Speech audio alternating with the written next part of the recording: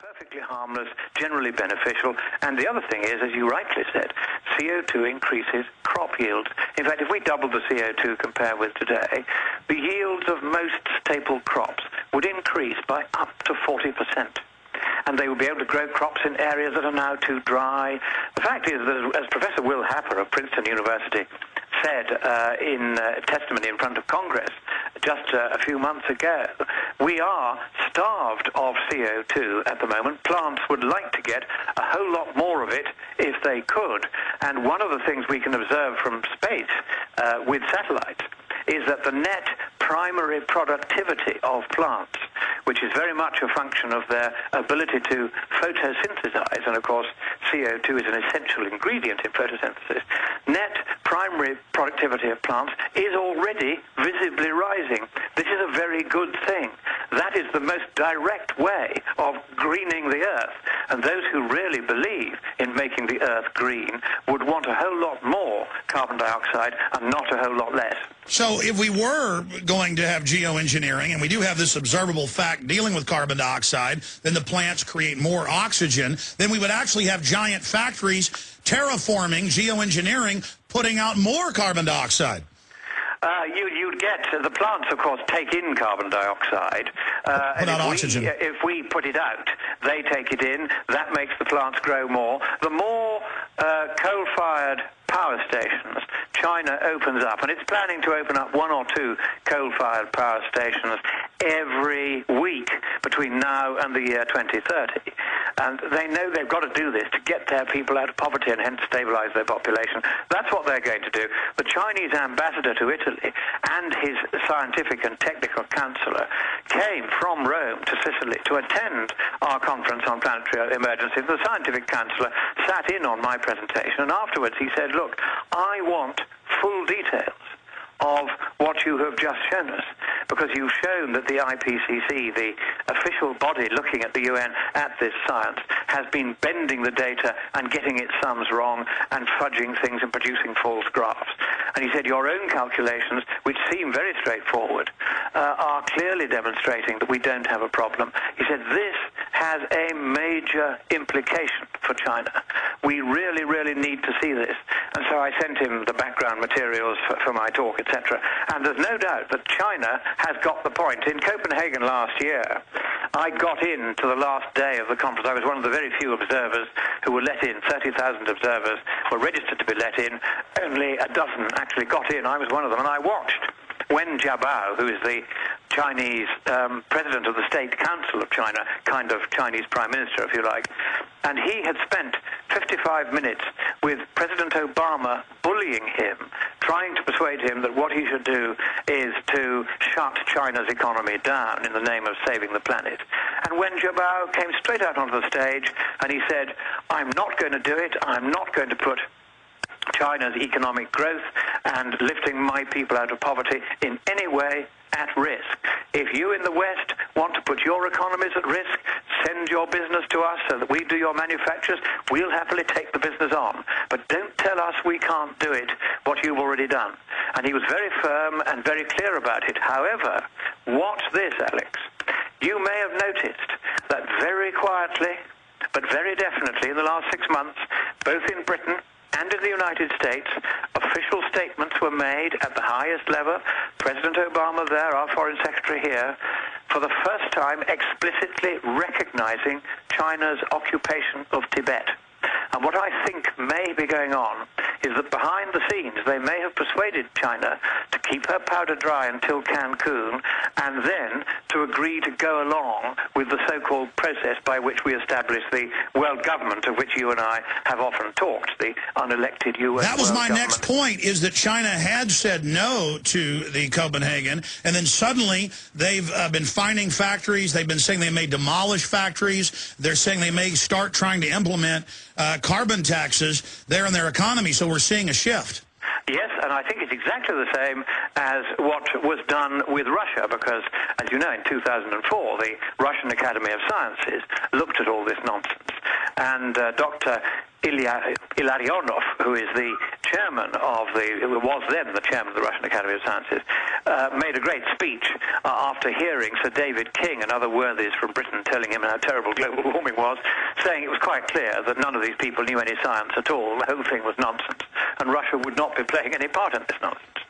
And David King flounced out in a huff and came back to the UK and was promptly sacked. But what then happened is Tony Blair had a meeting with Putin, and he said, look, if you would like to join the World Trade Organization on favorable terms, then all you have to do is at least say that you believe in this global warming stuff, even if in fact you carry on digging up your methane gas and piping it to Europe, all the other things you want to do.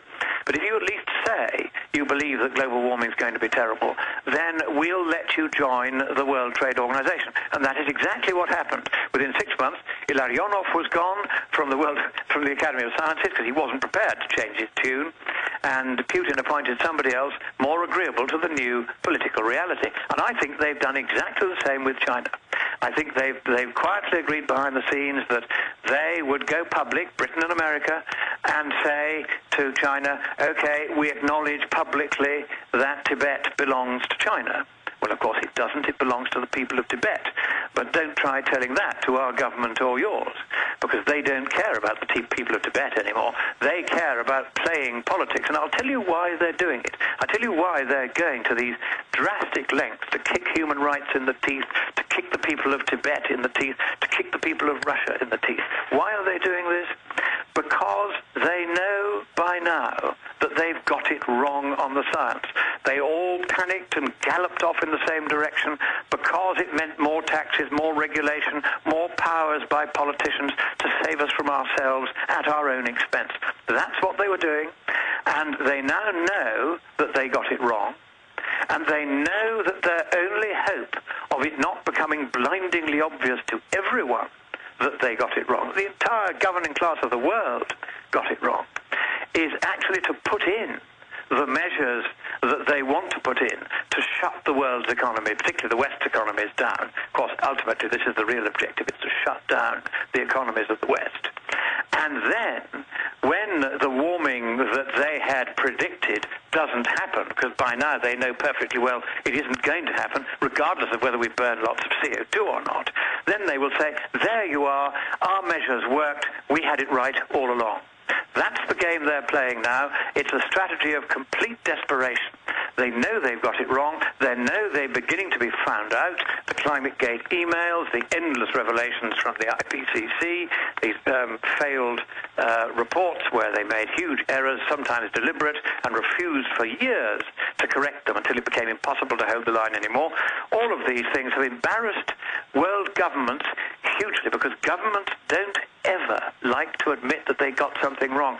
And when they have all bet the farm on this global warming thing as strongly as they have, you can see how very, very difficult it has become for any of them to back off from their positions. Now, of course, the environmental extremists, the people like Greenpeace, they're not going to back off because they depend absolutely on global warming being acknowledged as real for about 3/4 of their funding. Well, Christopher, hold on just a second. We're going to break in a moment. I want to get into your deep research on their latest stratagem to bring this deception forward, and from your deep research, really quantify who the leadership of these people are and what their world population reduction end game is in this new scientific tyranny where they suppress our development but then allow their select corporations and government groups to move forward. The website is scienceandpublicpolicy.org, scienceandpublicpolicy.org. Literally everything he said in the last decade has now been admitted.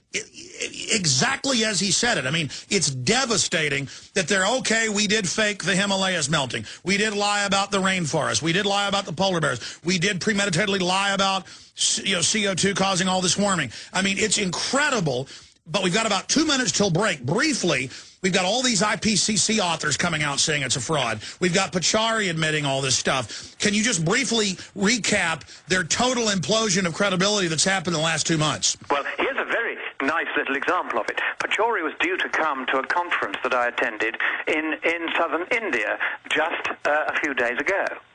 and I was speaking at the conference, as was Professor Fred Singer.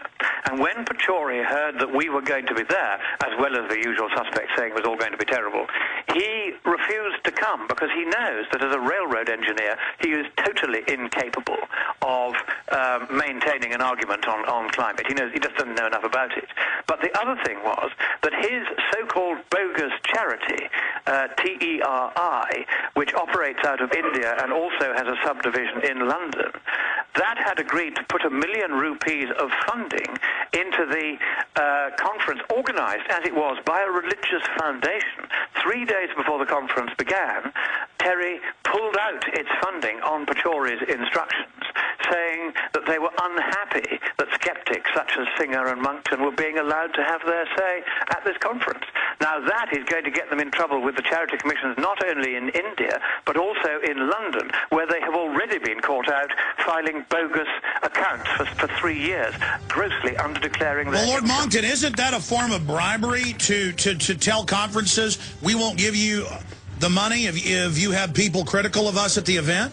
It is entirely against the charity law, as well as being a form of bribery, and Pachauri ought to go to jail for it. But of course, these people, as they know now, they're untouchable. All right, stay there.